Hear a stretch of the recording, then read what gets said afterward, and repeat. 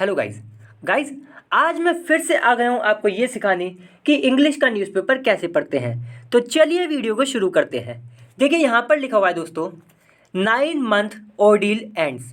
9 month का मतलब 9 महीने। ऑर्डिल हम एक ऐसे एक्सपीरियंस या ऐसे अनुभव को कहते हैं जो बहुत ख़राब हो और बहुत मुश्किलों से भरा हुआ हो, जिसमें बहुत मुश्किलें हुई हों। मान लीजिए कि किसी के साथ किसी का कोई ऐसा अनुभव रहा जिसमें उसे बहुत मुश्किलें हुई और बहुत ख़राब भी रहा, तो ऐसे ही हम एक्सपीरियंस को कहते हैं ऑर्डिल। ठीक है, तो 9 महीने का ये जो एक्सपीरियंस था एंड्स यानी कि ख़त्म हो गया फॉर इंडियन सेलर्स। देखिए सेलर्स का मतलब होता है कि जो मतलब या तो हम उन्हें कहेंगे जो नाव में कर्मचारी होते हैं उनको सेलर्स कह देते हैं। ठीक है, जो होता है ना, मतलब वो जहाज़ के जो वो होती है पानी वाला जहाज़, उसमें उसमें जो काम करते हैं कर्मचारी, या तो हम उन्हें सेलर्स कह देते हैं या फिर जो नाव चलाता है उसको सेलर्स कहते हैं। ठीक है, तो इंडिया के जो नाविक थे, नाविक भी कह सकते हैं, जो नाविक थे, जो नाव चलाने वाले थे या जो शिप में काम करने वाले थे। देखिए फिर लिखा है डिटेन्ड, तो इनको ये जो सेलर्स थे इनको डिटेन्ड किया। डिटेन का मतलब हिरासत में ले लिया गया। कहाँ पर? इन नाइजीरिया। तो नाइजीरिया में इनको ले लिया गया था हिरासत में। ठीक है, समझे दोस्तों क्या हुआ कि जो इंडियन सेलर्स है वो इंडियन सेलर जिनको नाइजीरिया में हिरासत में ले लिया गया था, उनका जो बहुत लंबा ये ख़राब एक्सपीरियंस है वो एंड हो गया, ख़त्म हो गया। इसका मतलब ये हुआ है कि छोड़ दिया गया होगा उन्हें। ये बात है कि हिरासत में लिया होगा नाइजीरिया ने, फिर उन्हें छोड़ दिया होगा, तो उनका एक ख़राब एक्सपीरियंस जो है वो ख़त्म हो गया। ये बात हुई होगी। देखिए फिर लिखा है फैमिलीज रिलीव्ड। रिलीव का क्या मतलब होता है? रिलीव का मतलब होता है वो बोलते हैं ना, राहत पहुंचाना। राहत पहुंचाने के लिए रिलीव लगाते हैं। अब यहाँ रिलीव्ड लिखा हुआ है दोस्तों, तो ये थर्ड फॉर्म है। हमेशा हेडिंग में थर्ड फॉर्म बहुत होती है, सेकंड फॉर्म नहीं है ये। तो जो फैमिलीज़ हैं यानी कि जो इनकी जो फैमिलीज़ होंगी, जैसे शायद ये है वो लोग जिन्हें छोड़ा गया है, तो इनकी जो फैमिलीज़ हैं, इनके जो परिवार है, उनको रिलीव पहुंचाया गया, मतलब कि राहत पहुंचाई है। राहत पहुंचेगी ही दोस्तों जब छूट गए, तो ये बात है। चलिए अब हम दोस्तों यहाँ से पढ़ते हैं। मैं कैमरे को नीचे सेट कर लेता हूँ। सो गाइस अब मैंने नीचे कैमरा सेट कर लिया है। देखिए अ 9 मंथ ऑर्डील जो हम ऊपर पढ़ चुके हैं ऑफ 16 इंडियन सी फेरर्स। देखिए सी फेरर्स का भी मतलब वही होता है जो नाविक होते हैं, जो नाव वगैरह चलाते हैं, या सेलर। सेलर वही जो ऊपर लिखा था वही होता है। ठीक है, तो जो ये नाविक थे कितने, 16, उनका जो ऑर्डिल था 9 महीने का। फिर देखिए कॉमा लगा है, कॉमा के बाद क्या लिखा है, डिटेन्ड। अब ऐसे आपको न्यूज़पेपर में बहुत मिलेगा दोस्तों कि कॉमा लगा है फिर आगे उसके लिखा है कोई थर्ड फॉर्म में कुछ, तो ये डिटेन्ड थर्ड फॉर्म में लिखा है। ये इन सी फेरर्स के बारे में बताया जा रहा है कि वो सी फेरर्स यानी कि वो नाविक जो डिटेन्ड यानी कि जिनको हिरासत में ले लिया गया था, कहाँ, इन इक्वेटोरियल गिनी। देखिए इक्वेटोरियल गिनी एक देश है शायद दोस्तों, जहाँ तक मैं जानता हूँ एक देश है अफ्रीका में, उसकी ही बात चल रही है। तो वहाँ पर इन्हें हिरासत में ले लिया गया था उस देश में जिसका नाम है इक्वेटोरियल गिनी। और and later, later in, later का मतलब बाद में, इन नाइजीरिया। पहले इन्हें यहाँ पर इस देश में हिरासत में ले लिया, फिर नाइजीरिया में ले लिया। तो यही वो, तो इनके बारे में बताया गया, एक्स्ट्रा इन्फॉर्मेशन दी गई है कि इनको भी हिरासत में ले लिया गया था इक्वेटोरियल गिनी में, एंड ये क्या लिखा है, नाइजीरिया में। अब देखिए इज़ किसके लिए आया, इज़ फिर से आया है इसके लिए, 9 मंथ ऑर्डील। तो ये जो इतना लंबा मतलब 9 महीने का जो एक्सपीरियंस था, जो ख़राब एक्सपीरियंस था 16 इंडियन सी फेरर्स का जिनको हिरासत में ले लिया गया था इन देशों में, वो जो एक्सपीरियंस था वो ओवर हो चुका है। ओवर का मतलब ख़त्म हो चुका है।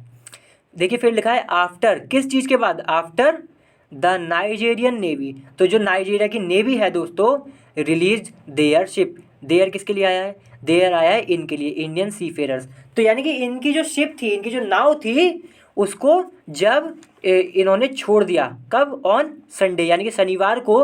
रिलीज़ का मतलब होता है दोस्तों छोड़ देना। ठीक है, और रिलीज्ड है तो छोड़ दिया।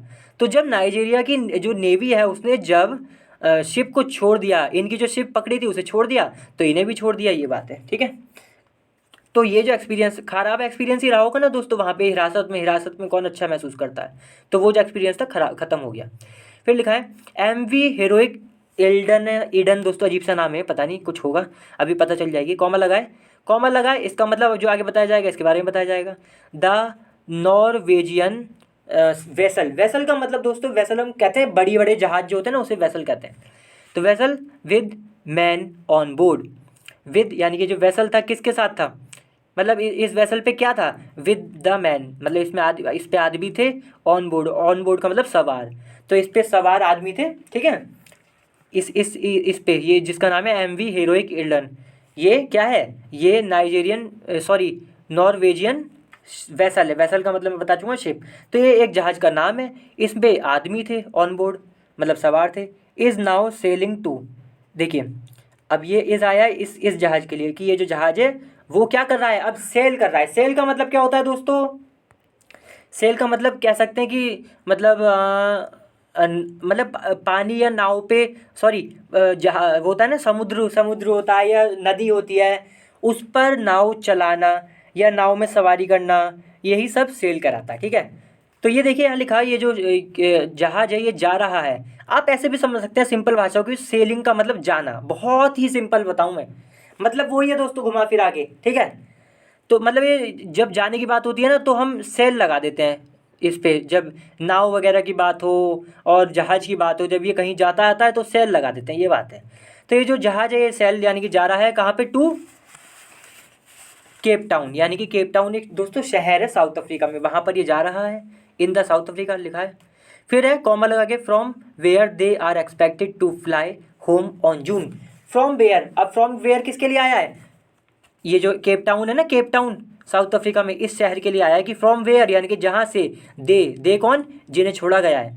तो दे आर एक्सपेक्टेड यानी कि ये इनसे उम्मीद है कि भाई ये उड़ेंगे। उड़ेंगे क्या दोस्तों, मतलब यहाँ पे ये नहीं है कि ऐसे उड़ेंगे हवा में, इसका मतलब ये है कि एरोप्लेन से आएंगे, ठीक है।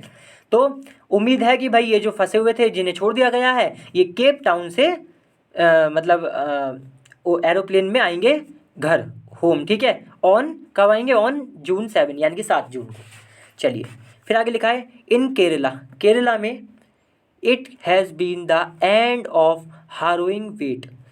It has been the end, it किसके लिए आया है, यही ये जो एक्सपीरियंस है जो ख़त्म हो गया है ना, मतलब छोड़ दिया गया है, इसी के लिए इट आया है। तो ये जो छोड़ दिया गया है, फिर देखिए लिखा है it has been the end of harrowing wait. तो ये एंड था, ये जो छोड़ा गया ये एंड था किसका, मतलब एंड है, इट हैज़ बीन लिखा है ना, तो ये एंड हो चुका है किस चीज़ का, the end of harrowing wait. हारोइंग का मतलब क्या होता है, हारोइंग हम उस चीज़ को कहते हैं दोस्तों जो कि बहुत मतलब दुखी करने वाली हो, परेशान करने वाली हो।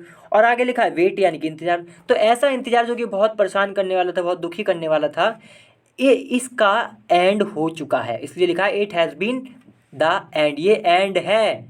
एंड मतलब एंड हो चुका है किसका, इसका मैं बता चुका हूँ। फिर लिखा है for the families of 3 of the man, किसके लिए ये जो वेट था, ये जो बड़ा दुख देने वाला वेट था किसके लिए था, फॉर द फैमिलीज, उन फैमिलीज के लिए, ऑफ 3 ऑफ द मैन यानी जो आदमी है उनकी, वो जो मतलब 3 आदमी है उनकी फैमिलीज के लिए ये बड़ा दुखदायी था। लिखा है इसलिए कि for the families of 3 man of 3 sorry for the families of 3 of the man. देखिए तो मतलब ये जो 3 आदमी थे इनकी, देखिए फिर लिखा है कॉमा लगा के who were among those, who किसके लिए आया है, मैन के लिए, ये जो आदमी है जिनकी फैमिली के बारे में बात करी गई। तो हु वर अमॉन्ग दोज यानी कि वो जो थे उनमें से, इसका ये मतलब है कि वो, या फिर आप हु को कहेंगे जो, हु यानी कि जो थे, वर अमॉन्ग उनमें से, दोज जो, डिटेन जिनको हिरासत में लिया हुआ था, इन द शिप, शिप में मतलब हिरासत में ले लिया था, ठीक है, in the detained in the ship, since कब से, सिंस अगस्त लास्ट ईयर, जो लास्ट ईयर का जो दोस्तों अगस्त था, अगस्त का महीना, तब इन्हें हिरासत में ले लिया गया था।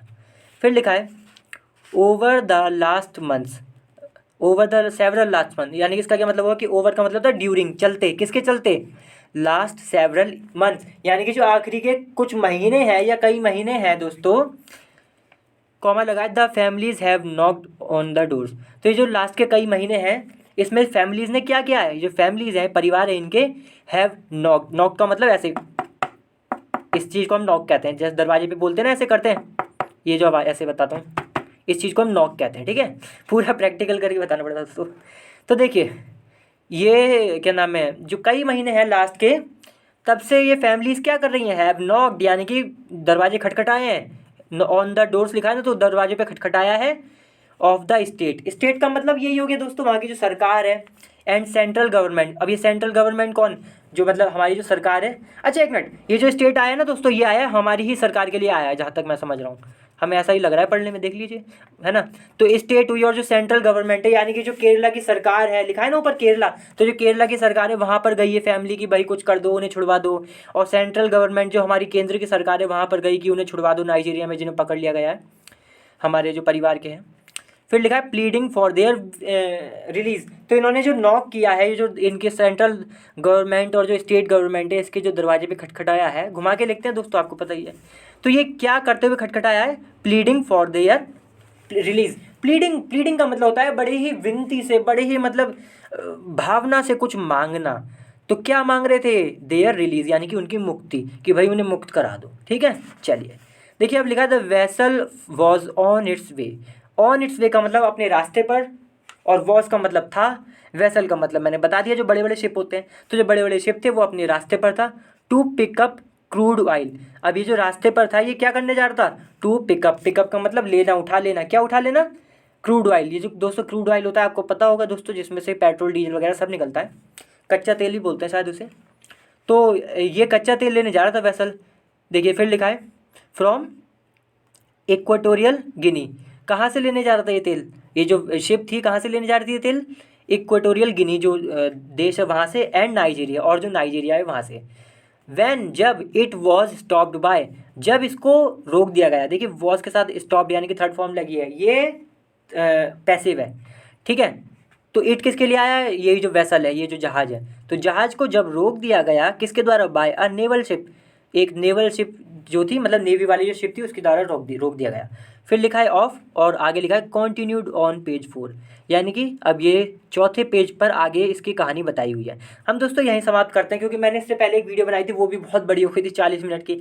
अब मैं इसे बनाऊंगा वो भी 1 घंटे की हो जाएगी। तो मैं सोच रहा हूँ कि अब एक वीडियो तो मैं वैसे भी बना ही चुका हूँ बहुत बड़ी। चलिए आज की वीडियो इसलिए यहीं खत्म करते हैं दोस्तों, अगली बार फिर से मिलते हैं किसी और अच्छी वीडियो के साथ। तब तक के लिए वीडियो को लाइक जरूर करें, शेयर जरूर करें, और चैनल को भी सब्सक्राइब जरूर करें। चलिए बाय।